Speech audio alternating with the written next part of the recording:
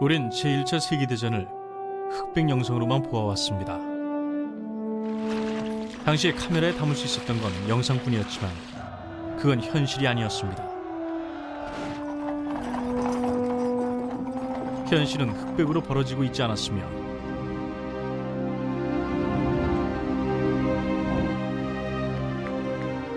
대학살과 개혁, 충격, 정치적 격변, 승리와 패배. 전장은 푸르렀고 흙탕물은 갈색이었으며 화염은 붉게 타올랐습니다. 오늘날 컴퓨터 기술의 발달로 흑백의 제1차 세계대전 영상을 컬러로 다시 볼 수 있게 되었습니다.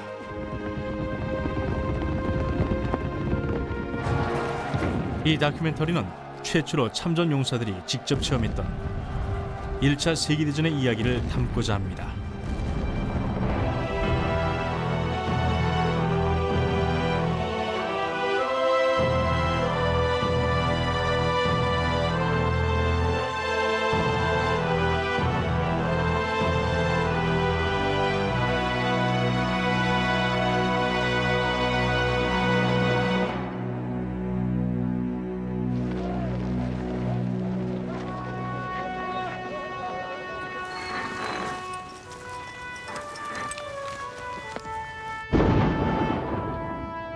일 1차 세계대전은 그 당시로선 거대한 규모의 전쟁이었습니다.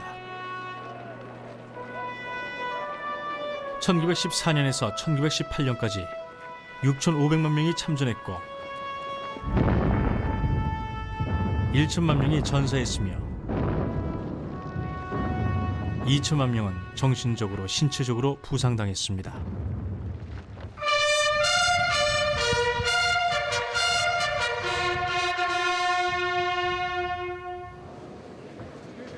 (90년이) 지난 지금 생존한 참전 용사들이 벨기에 메닌 광장에 모였습니다. 그들은 살아남아 있지만 그렇지 못한 이들은 절대 잊지 않았습니다. 그 끔찍했던 전쟁에 참전했던 상당수가 살아 돌아오지 못했죠. 많은 이들이 아직도 전장에 남아 있습니다. 전쟁은 수백만 명의 소중한 생명을 앗아갔습니다. 절친했던 친구나 주위의 사람들도 있었고 참호에 있던 병사도 있었으며 소대 전우도 있었습니다. 5명이 같이 움직였었죠. 하나 둘씩 죽어나갈 때는 정말 두려웠습니다. 기억나는 것은 별명뿐이에요. 바디 알란, 잭 엔질. 기억나는 것은 그것뿐이에요. 1차 세계대전은 미국에서 아시아에까지 이르는 전 세계 전쟁이었습니다. 옛것을 무너뜨리고 새 시대를 맞는 거대한 전쟁이었으며 혁명을 통해 왕조는 무너졌고 왕족들은 살해되고 대체되었습니다.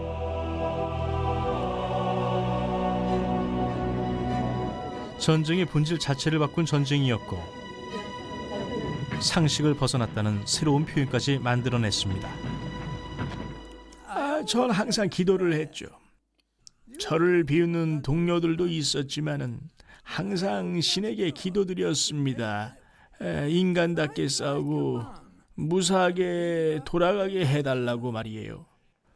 무섭지 않다고 말하는 사람이 있다면은 두렵지 않았다고 말했다면은 그건 거짓말일 것이에요. 무지막지했던 전쟁은 자연까지 파괴했습니다. 나무조차 남아있지 않았죠. 남는 것 없이 모든 것이 잘렸고 진흙과 포탄 구멍만 존재했습니다. 그리고 그 밑에는 시신들이 질비했어요. 지뢰는 공포스러운 무기였고 포병들은 연발 사격을 퍼부었습니다. 가끔은 인간의 질긴 생명력에 감탄하지 않을 수가 없었어. 매일 밤낮으로 시도 때도 없이 주위에 포탄이 떨어졌습니다. 폭발음 때문에 항상 귀가 멍했었죠. 유산탄 공격은 정말 끔찍했어요. 유산탄에서 살아남는 사람은 아무도 없었습니다. 유럽 전선만 그런 것이 아니라 수백만이 전사한 러시아 군인들도 전쟁의 회의를 느끼고 있었습니다.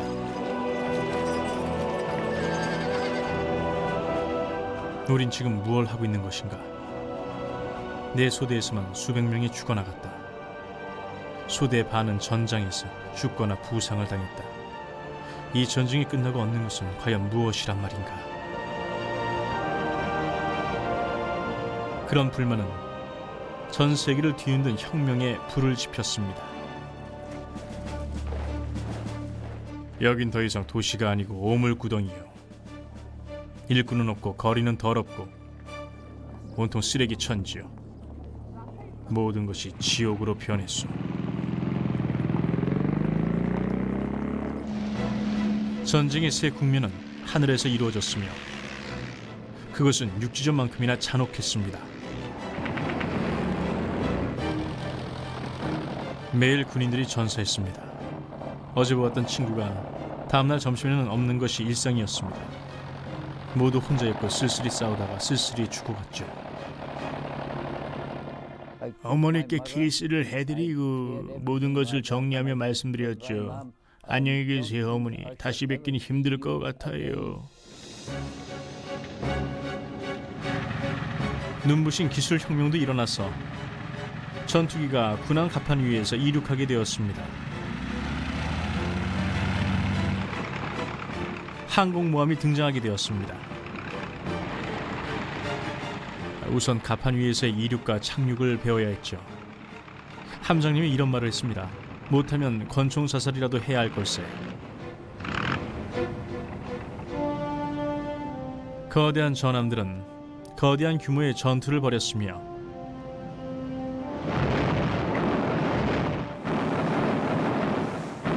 잠수함과 독일군의 유보트 같은 새로운 비밀 무기들이 대량으로 처음 사용되기 시작하여 대량 살상을 가져왔습니다.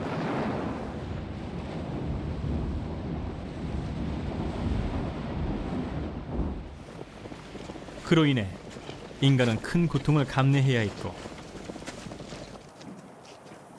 이프루, 베르댕, 솜, 파스샹달 전투는 우리 기억 속에 깊이 남았습니다. 이들 전투에 참전했던 이들은 그 누구보다 참혹한 참상을 직접 목격했습니다. 코널 사람을 보게 됐는데 유산탄에 의해 어깨에서 허리까지가 잘려나간 상태였죠. 내장과 엄청난 피가 옆에 흘러나와 있었는데 우리가 다가가자 자신을 쏴달라고 말했어요. 쏘기도 전에 30초 만에 죽었는데 그의 마지막 말은 어머니였죠.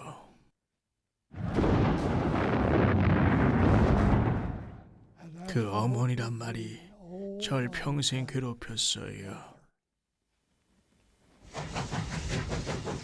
마침내 1918년 11월 11시 11분 모든 총성이 멈췄습니다.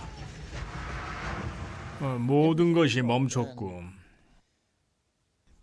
정적만이 가득했죠. 우리도 멈춰서서 서로를 바라봤습니다. 군인이란 존재의 이유가 없어진 셈이었습니다. 인류는 역사상 가장 참혹했던 시간을 경험한 것이었고 개개인이 타인의 삶을 결정짓는 시간이었습니다. 통일군이 제게 다가왔을 때 그를 죽일 수가 없었어요. 안 된다고 생각했죠. 저는 입대했을 때 국가를 위해 목숨을 바치겠다고 한 맹세와 살인하지 말라던 모세의 6번째 계명이 동시에 머릿속에 스쳐 지나갔습니다. 정말 죽일 수가 없었어요.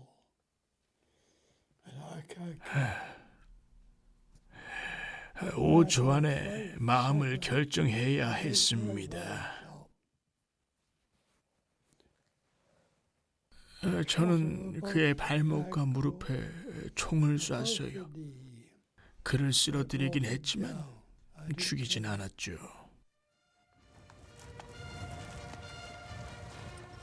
우린 이렇게 늙어왔지만 망자들은 그러지 못했죠. 세월이 그들을 잊혀지게 만들지 못해요. 해가 뜨고 밤이 찾아와도 그들을 기억할 겁니다. 저는 가끔 우리의 희생에 그만한 값어치가 있는지 궁금했어요. 그 시절은 우리에게 상처를 줬거든요. 원인은 무엇이었던 것인가? 수백만의 목숨을 빼앗은 이 전 지구적인 전쟁의 시작은 먼 타국에서 벌어진 암살 사건으로 불거졌습니다.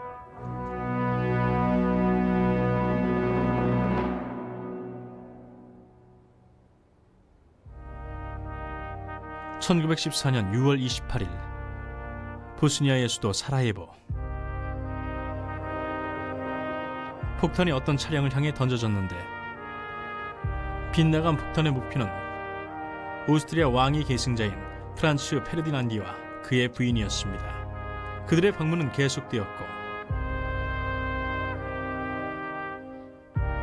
몇 시간 후 차량은 다시 멈췄습니다.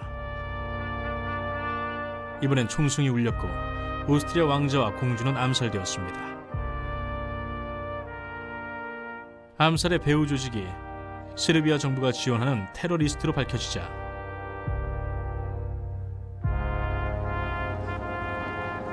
통탄한 오스트리아는 세르비아의 보복을 결심했고 그렇게 전쟁의 초일기는 시작되었습니다. 사라예보 사건 때 사람들은 대수롭지 않게 여겼습니다. 발칸반도에선 그런 일이 흔했으니까요. 충격적이긴 했지만 영국의 입장에선 옆나라의 왕족이 처참하게 암살당한 건 소소한 소식에 불과할 뿐 아무도 상관하지 않았죠. 사라예보의 암살 사건은 황금기였던 대영 제국에겐 소소한 사건에 불과했으며 1897년은 빅토리아 여왕의 즉위 60주년이 되는 해였습니다. 모두 큰 환호로 친애하는 여왕님을 맞이했어요. 남편과 아이들과 함께 이런 성대한 행사에 참여할 수 있어 매우 영광스러웠죠.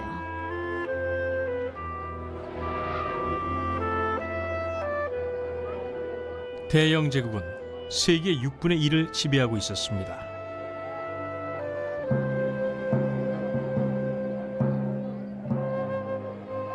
영국인들은 국외에선 지배자로, 국내선 평온하고 상업이 발달한 거대한 국가였습니다. 1901년 빅토리아 여왕이 서거했고 한 시대가 막을 내렸습니다.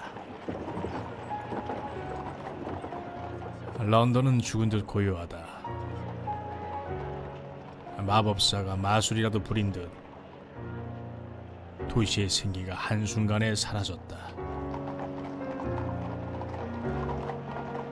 군인들의 행군 소리, 쇼팽의 장송곡과 드럼 소리가 울려 퍼졌고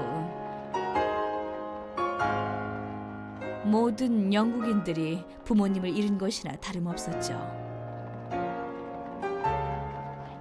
영국의 우위는 변함이 없는 듯했지만 작은 위협이 팍스 브리타니카에 들이우고 있었으며 그게 바로 독일이었습니다. 불과 1871년부터 통일국이었던 독일은 야심적인 황제 빌헬름 2세가 통치하던 유럽의 신진 세력이었습니다. 1888년부터 왕위에 올랐던 빌헬름 2세는 독일의 공업력으로 제국을 건설할 야심에 차 있었고, 제국을 건설하고 유지하기 위해서 그는 해군을 만들었습니다. 그의 야심은 영국을 긴장하게 만들었고, 양 국가는 경쟁적으로 해군력을 키워갔는데 1908년 한 신문사회 인터뷰에서는 단순히 다른 제국을 모방하고 있는 것뿐이라고 했습니다. 독일은 새롭게 성장하고 있는 제국이다.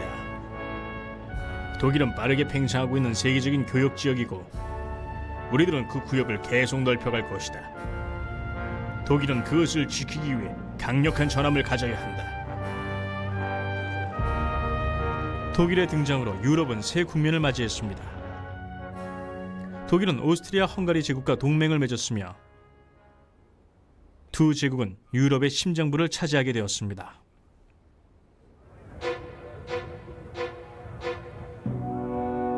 오스트리아의 합스부르크 왕조는 내부적으로 썩어가고 있었고 왕족들도 그 사실을 알고 있었습니다. 합스부르크 왕조에 퍼져있던 자만심이 오스트리아를 힘들게 하고 있었고 그것이 도덕적 몰락을 야기했어요.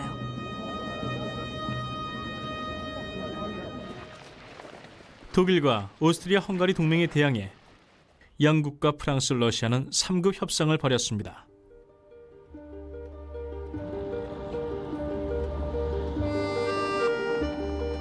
프랑스는 대혁명으로 힘든 시기를 보내왔고 1870년엔 프로이센과의 전쟁에서도 패했지만 파리는 지구에서 가장 멋진 도시로 남아 있었습니다. 제 기억에 파리는 지적이고 예술적인 분위기 속에서 정신을 고취시키려고 4개월에서 5개월 정도를 보내기에 정말 좋은 도시였습니다. 러시아는 독재자 니콜라스 2세 황제가 집권하고 있었습니다.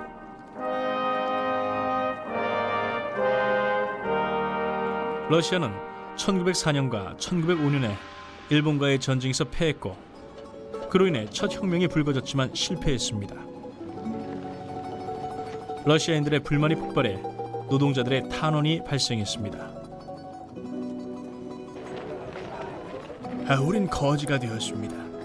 그동안 우린 억압받았고 인간 취급도 받지 못해오고 노예 취급만 받았습니다. 우린 힘이 없습니다. 황제 폐하, 우린 참을 수 없는 고통 대신 죽음을 택하려는 끔찍한 결정을 내리려고 하고 있습니다. 6년이 지난 후 황제와 그의 신하들은 모든 것이 정상으로 돌아왔다고 믿었습니다.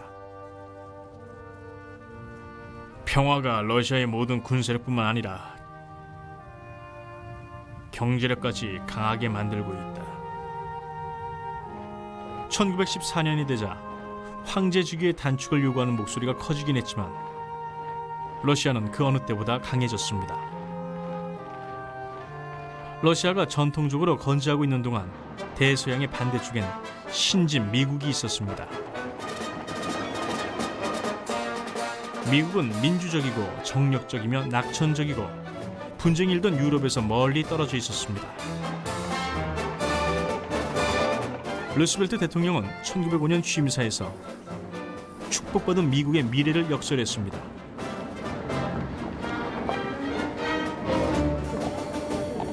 국민 여러분, 우린 지구상에서 가장 축복받은 민족입니다. 우린 신대륙에서 국가를 건설하도록 축복을 받았습니다. 변화의 시대를 살아오며 오래된 국가들이 과거의 문명으로 인해 겪어야 했던 고통을 우리는 덜 겪었습니다.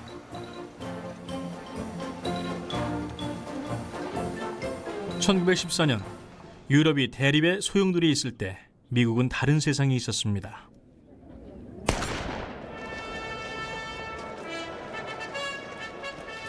오스트리아에서 세르비아 국수주의자들의 소인하고 주장한 페르디난디 왕세자 암살 사건이 발생한 지 한 달 후인 7월 28일, 오스트리아는 세르비아에게 전쟁을 선포했습니다.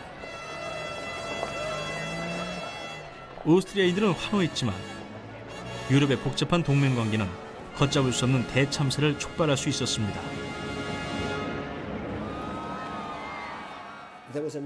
유럽을 붕괴시킬 것만 같은 무언가가 벌어질 것 같은 공포가 엄습해 왔습니다.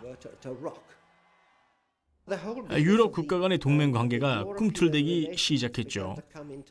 러시아는 프랑스와 동맹 관계였고 우리도 프랑스와 동맹이었죠. 독일은 오스트리아, 헝가리와 동맹 관계였고요. 전쟁을 일으킬 것 같지 않던 이런 동맹 관계가 오히려 전쟁을 움직이는 도화선이 됐습니다.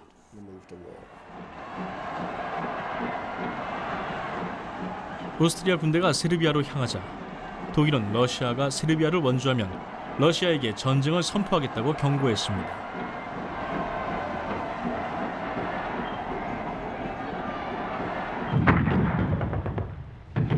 (7월 30일) 오스트리아는 세르비아의 수도 베오그라드에 폭격을 시작했는데 세르비아는 러시아에 원조를 요청했습니다. 러시아는 세르비아의 원조국이었죠.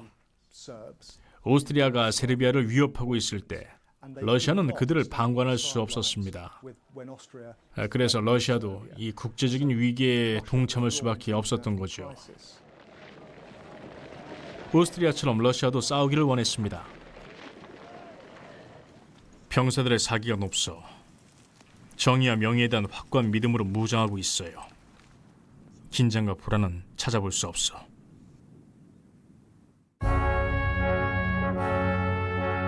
독일이 러시아에 전쟁을 선포했지만 다른 동기가 있었습니다.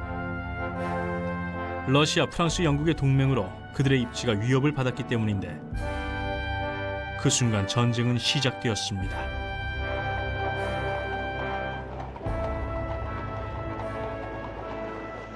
사람들은 무슨 일이 벌어질지 생각하기 시작했다. 거리는 예비군들로 가득했다. 사람들은 전쟁 개시 신호만 기다리고 있는 듯했다. 나는 이 전운이 과연 진짜인지 의문이 들기도 했다. 아무도 전쟁이 우리에게 뭘 가져다 줄지 상상하지 못했다.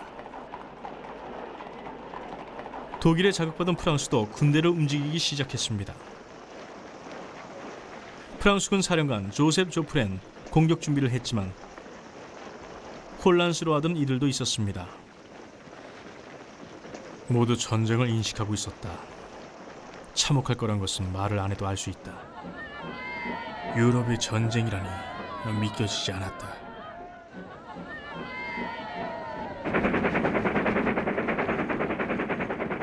독일군은 벨기에의 국경으로 향했으며 독일군 전술가들은 벨기에를 통과하면 프랑스로 신속히 돌진하여 파리를 점령할 수 있을 것이라고 생각했습니다. 법정 공휴일이던 8월 3일 월요일, 영국은 놀라움을 금치 못했습니다. 오늘 아침 프랑스와 독일이 공식적으로 전쟁을 선포했다고 들었어요. 독일은 벨기에의 국경을 안전하게 넘게 해주면 전쟁이 끝날 때까지 안전을 보장하겠다고 했지만 벨기에는 거부했고 영국의 원조를 요청했죠. 영국인들은 벨기에에 큰 연민을 느꼈고 많은 영국인들이 그들을 도와주지 않을 것이냐고 성토를 했죠. 8월 4일 독일군은 벨기에로 진군합니다. 명령이 떨어졌어요. 어머니, 제 결정을 끝까지 믿어주세요.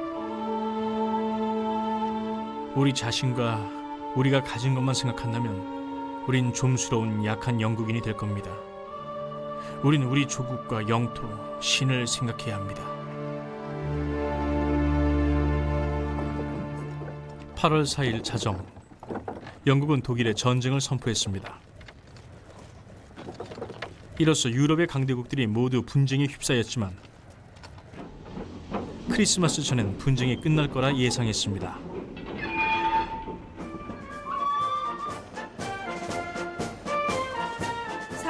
영국은 세계 역사의 어떤 사건과도 견줄 수 없었어요.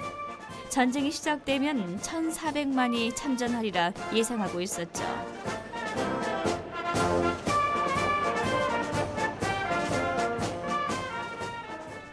영국은 선택의 여지가 없었어요. 그들은 유럽의 초강대국이었어요. 유럽에서 벌어지는 큰 사건에 연루되지 않을 수가 없었고 유럽의 분쟁을 가만히 지켜볼 수 없었죠. 온 나라가 축제의 분위기였죠. 옳은 일을 하러 싸우러 간다고 생각한 거죠. 전쟁에 참상을 몰랐던 겁니다.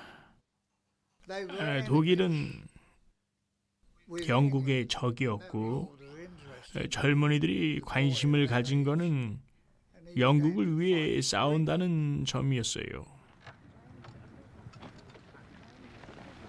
독일군은 벨기에를 봉쇄했고 8월 14일 독일은 수도 브뤼셀을 점령했습니다.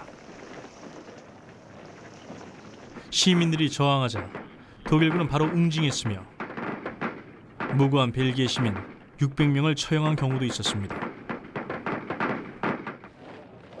독일 군인들은 자신들의 행동에 두려움을 느끼기 시작했습니다. 겁에 질린 남자들과 여자들, 어린이들을 보는 건 끔찍했다. 독일군도 공격을 받을까봐 두려워하기 시작했다. 벨기에 국민들은 피난을 떠나야 했다. 17의 아이들을 데리고 피난 행렬이 줄을 지고 있다. 철길이 그들의 유일한 희망이다. 갓난 아기들은 영문도 모르고 아이들은 목적지를 묻기도 한다. 대혼란이다. 독일군이 진격해오자 영국은 99년 만에 첫 전쟁을 준비했습니다.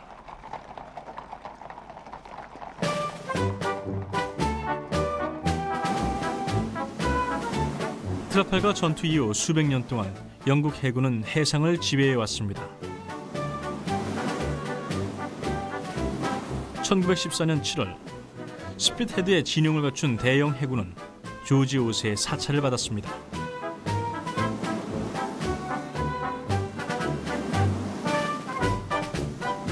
이때 놀라운 광경이 펼쳐졌습니다. 영국 육군은 항상 해군보다 뒤떨어졌었고 규모도 상대국에 비해서 열등했습니다. 1914년 가을 허버트 아스커스 수상은 영국민에게 영국이 역사상 가장 위급한 상황을 맡고 있다고 전했으며 모든 국민은 의무를 이행해야 했습니다. 전 퀼트를 입은 스코틀랜드 군대를 본 적이 있었죠.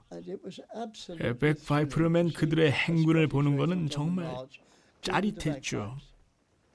발동작과 함께 움직이는 퀼트의 독특한 모습이 우리 모두를 사로잡았죠.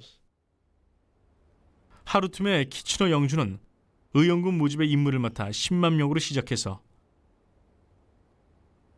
1914년 말엔 100만 명이 모집되었습니다. 저는 1914년 8월 2일 의용군으로 징집되었죠.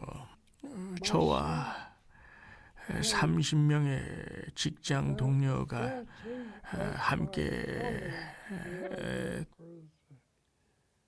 동참을 했어요.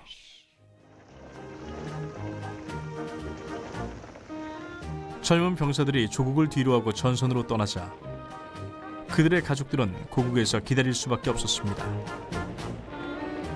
어머니, 신에 대한 믿음을 잃지 마세요. 조국을 위해서 싸우는 것은 신성한 일입니다. 어머니께서 제게 해줄 수 있는 건 건강하시고 제게 편지를 계속 써주시는 겁니다. 남편과 아내들은 작별의 시간을 두려워했습니다.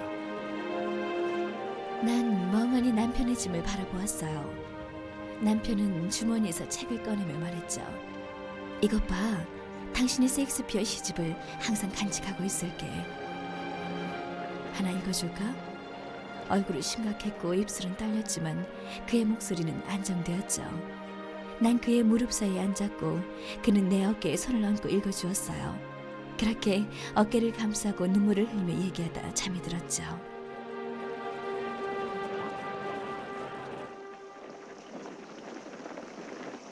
영국 원정군은 독일군의 진격을 막기 위해 벨기에에 파견되었습니다. 8월 23일 영국군은 몽수에서 독일군과 충돌했는데 독일군의 첫 대응에 몹시 놀랐습니다. 독일군은 빠르게 무너졌고 지원 병력도 전선에 계속 보충되었지만 전선에 다다르자마자 쓰러졌다.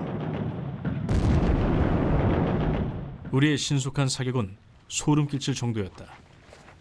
놀라운 전술이었다. 적군이 힘도 못 쓰고 쓰러지는 모습에 우린 우리의 강한 힘에 기뻐했다. 너무 쉬운 상대였다. 영국군이 몽수에서 큰 피해를 입게 되자 프랑스군도 밀리며 연합군은 퇴각하게 되었습니다. 독일군은 벨기에를 지나 프랑스로 진군했습니다. 그때 독일과 프랑스 인접 국경에서 남동쪽을 따라 프랑스군의 독일 국경을 넘기 위한 공격 시도가 있었는데 이것이 바로 유명한 푸도 국경 전쟁이었습니다. 데브레이와 난 생사를 사이에 두고 동쪽의 우뚝 솟은 언덕을 응시했다. 우리가 살아남기 위해서는 반대쪽에 있던 이들을 죽여야 했다. 프랑스군은 독일군을 향해서 돌격했습니다.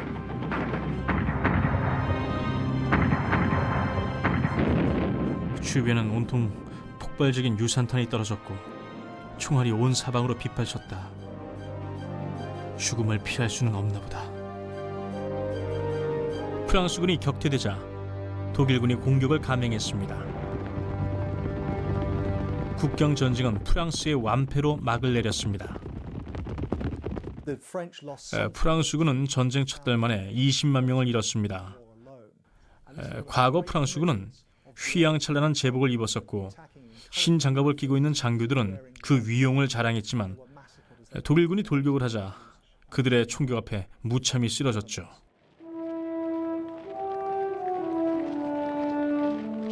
수천 명의 프랑스군이 포로로 잡혔고 독일군은 빠르게 프랑스로 진격했습니다. 파리가 눈앞에 왔고 9월 초 독일군은 파리에서 30마일 떨어진 마흔의 강을 건너고 있었습니다. 파리 수도 사령관인 갈리에니 장군은 프랑스군 사령관 조프레 장군에게 다급한 지원을 요구했습니다. 우리 군의 포는 낙후되었고 탄약이 바닥났소. 병력도 부족하오. 저항할 여력이 없소.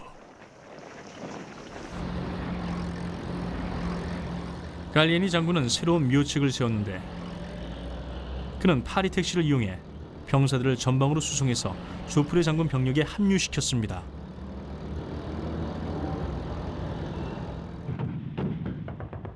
조프레 장군은 다시 프랑스군과 영국군의 반격을 지휘했고 독일군은 후퇴하게 됩니다. 우린 독일군을 격퇴시켰다. 우린 사기가 충만했고 베테랑 군인으로 변해 있었다. 많은 병사들이 갓 20세에 3번의 전투에 참전했기 때문이다. 마흔의 전투는 세계대전 첫 해의 전환점이었습니다. 독일군의 진격은 주춤했습니다. 독일군에겐 큰 타격이었던 것입니다. 서부 전선을 향한 독일의 공격은 실패했고 마흔의 기적이 프랑스를 살렸다. 기적으로 불려진 이유는 독일군이 갑작스럽게 한순간에 무너졌기 때문이었습니다. 그들의 계획과 야망이 한순간에 수포로 돌아갔고 그 순간 전쟁은 장기전으로 치닫게 되었죠.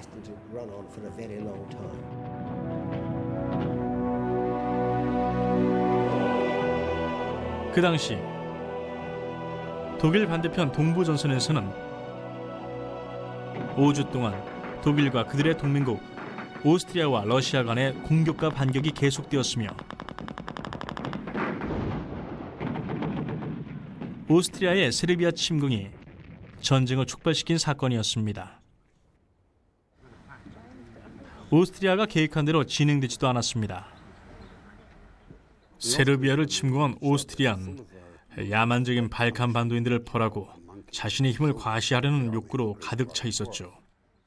오스트리아는 세르비아가 자기 자신들보다 전쟁 경험이 더 많다는 사실을 까맣게 잊고 있었죠. 보스니아 세대 이후에 전쟁을 치러본 경험이 없었던 겁니다. 그래서 자만에 빠져서 세르비아를 공격하다가 큰 피해를 입게 됩니다.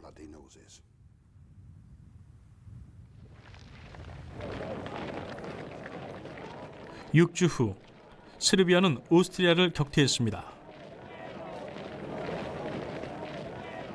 그 당시 나머지 오스트리아군은 독일군과 함께 러시아를 상대로 전투를 하고 있었습니다.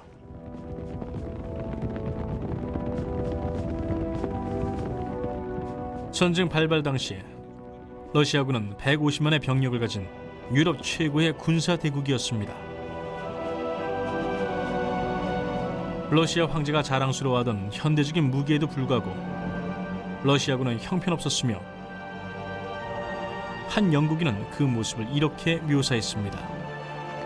근육질의 전사였지만 자신의 큰 무게를 못 이겨 민첩성이 떨어졌고 그로 인해 작지만 민첩한 상대에게는 질 수밖에 없었다.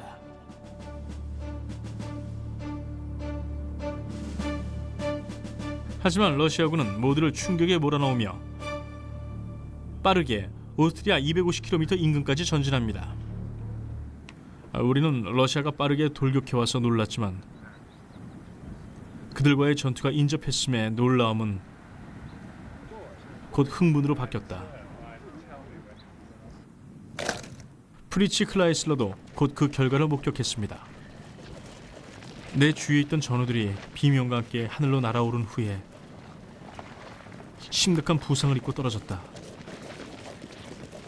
난 갑자기 찬바람이 내 가슴을 후려치는 느낌이 들었다. 파편 조각이 몸에 박힌 것이었다. 우리는 땅에 누워서 숨을 헐떡거렸다. 내 심장은 폭발할 것만 같았다. 러시아와의 전투로 35만 명의 오스트리아군은 사망했고 포로가 되었습니다.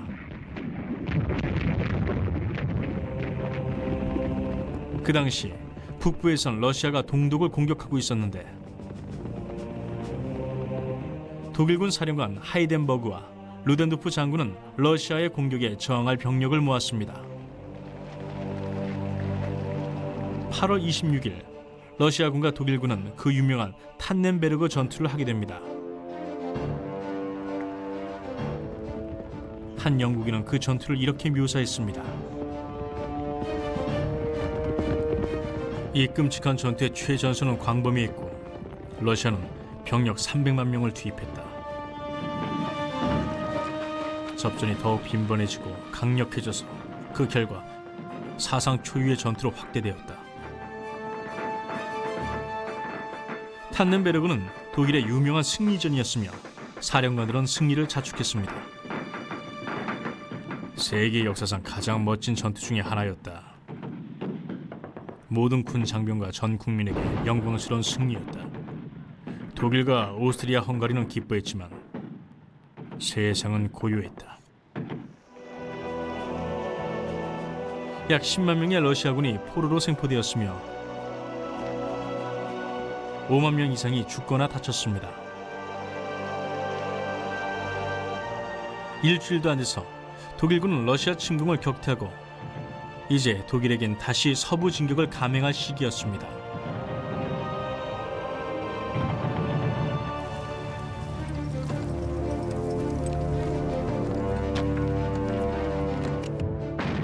(1914년 10월 19일) 독일군은 벨기에 이프루에서 영국군과 프랑스군을 공격했습니다. 이프루 1차 전투는 1914년 서부 전선의 양상을 대변했죠. 그것은 독일군이 약진할 수 있는 진정한 마지막 기회였거든요. 이 인류의 참상은 우리를 금방이라도 하나님 앞으로 데려갈 것 같아요.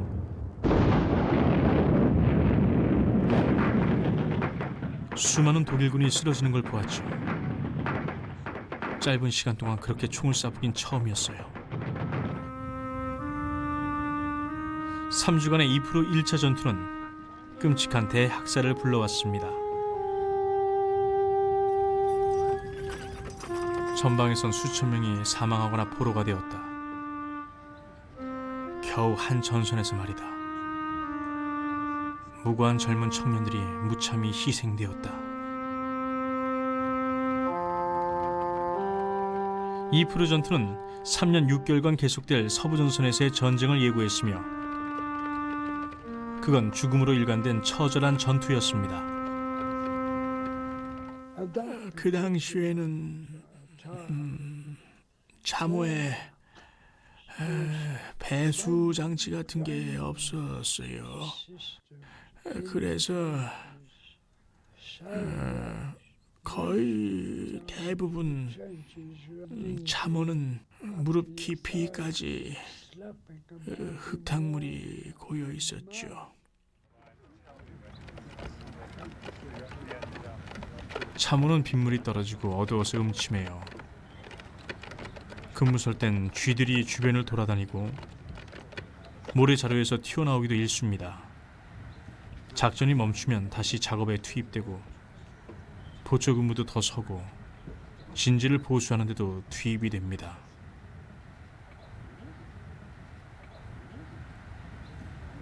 여러 병사들이 이불 속에 쥐를 잡으려고 잠에서 깨어나곤 했다. 쥐가 정말 많았다. 어떤 것들은 고양이만 하기도 했다. 당시에 쥐를 잡다 보면은 정말 피곤해서 기진맥진했죠. 굶주린 쥐들은 장비들을 마구 갉아 먹고는 했습니다. 추운 날엔 지독한 이도 들끓지 않았다. 날씨가 조금이나마 풀리면 그들은 악마처럼 괴롭혔다. 온몸이 가려웠죠. 그것들이 어찌나 피를 빨아먹는지 없애려고 내일을 뒤집어 입으면 그 다음 날 더 많이 생겨나는 겁니다. 밤새 알들이 부화를 하거든요. 더 악화될 뿐이었죠. 시간을 더 단축해준 셈입니다. 이곳에 있다 보면 사물을 다르게 보게 돼요. 모든 것이 헛돼 보이죠. 참호는 항상 위험에 노출되어 있어서 상황이 급변합니다. 물론 폭격은 가끔씩 일어나죠. 인간의 대처 능력은 정말 대단해요. 장교들은 잠도 거의 못 자고 보조 근무는 계속되며 항상 적 공격을 주시해야 합니다.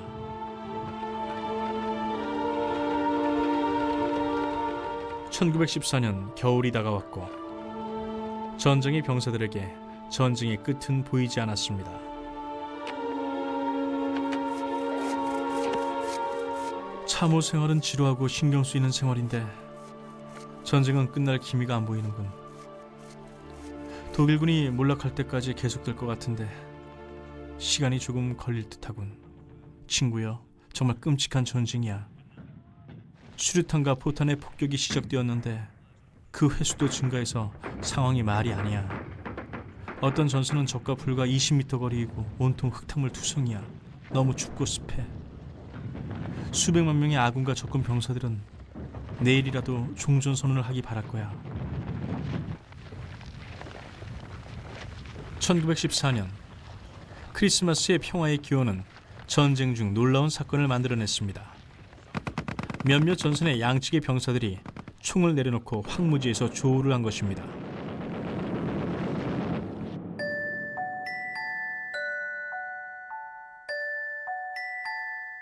탐조등 아래서 영국군과 독일군은 전선 중간에서 담배를 피우며 대화를 나누었다. 아군과 적군 사이에 흥이 돋구어졌다. 그들과 떨어져 있어서 대화 내용은 못 들었지만 서로에게 잘 자라고 메리 크리스마스를 외친 것은 들었다. 그들은 각자의 진지로 돌아갔고 그날은 밤새도록 적군과 노래를 주고받았다.